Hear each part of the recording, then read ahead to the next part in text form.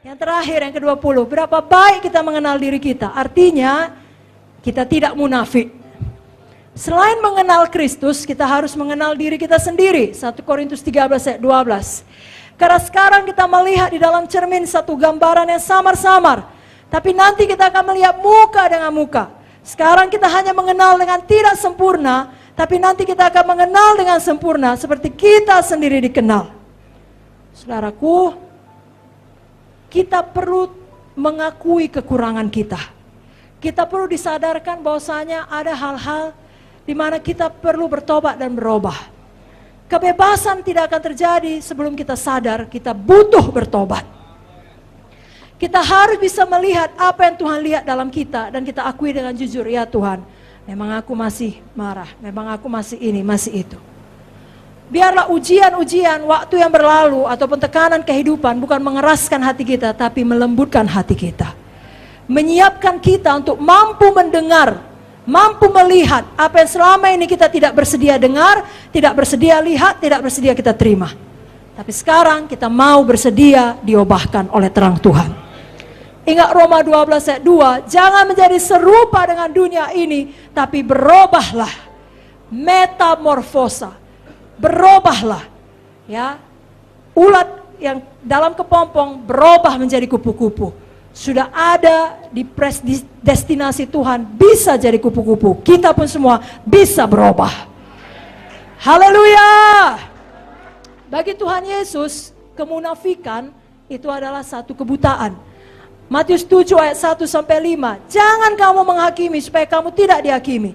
Penghakiman yang kamu pakai untuk menghakimi akan dihakimkan kepadamu. Ukuran yang kamu pakai untuk mengukur akan diukurkan kepadamu. Mengapa kau melihat selumbar di mata saudaramu, sedangkan balok di matamu tidak kau ketahui?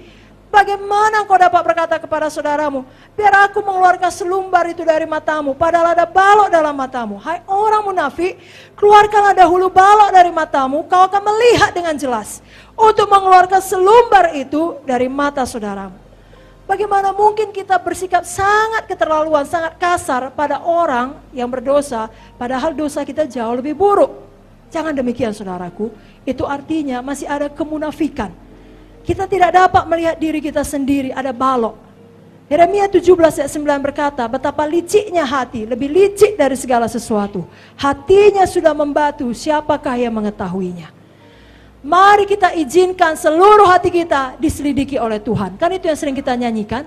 Selidiki aku. Amin saudara. Lihat hatiku. Mazmur 11 ayat 4. Tuhan ada dalam bait yang kudus. Tuhan tahtanya di sorga. Namun matanya mengamat-amati. Sorot matanya menguji anak-anak manusia. Amsal 20 ayat 27. Roh manusia adalah pelita Tuhan yang menyelidiki seluruh lubuk hatinya. Jadi Tuhan mengenal kita. Dia bisa melihat ke dalam kita. Dan kita bisa dibebaskan, tetapi kita harus bersedia ditegur Tuhan. Wahyu 3 ayat 19, barang siapa kukasihi, ia kutegur dan kuhajar. Relakalah hatimu dan bertobatlah. Jadi kalau masih ada yang mau menegur kita, Tuhan memakai hamba-hambanya, bersyukur kita dikasihi. Haleluya. Dan kalau Tuhan terlebih lagi langsung menegur kita, mari kita mau. Jadi sehebat apapun kita, tetap ada bagian dari diri kita yang perlu kita bertobat. Biar kita tidak munafik, kita akui dan kita berubah, kita terus bertumbuh. Roma 8 ayat 29 mengatakan, semua orang yang dipilih dari semula, ditentukannya dari semula, untuk menjadi serupa dengan gambaran anaknya Yesus, supaya ia anaknya itu menjadi sulung di antara banyak saudara, menjadi seperti kau Yesus. Kehidupan Yesus Zoe dinyatakan dalam hidup kita. Adakah saudara diberkati?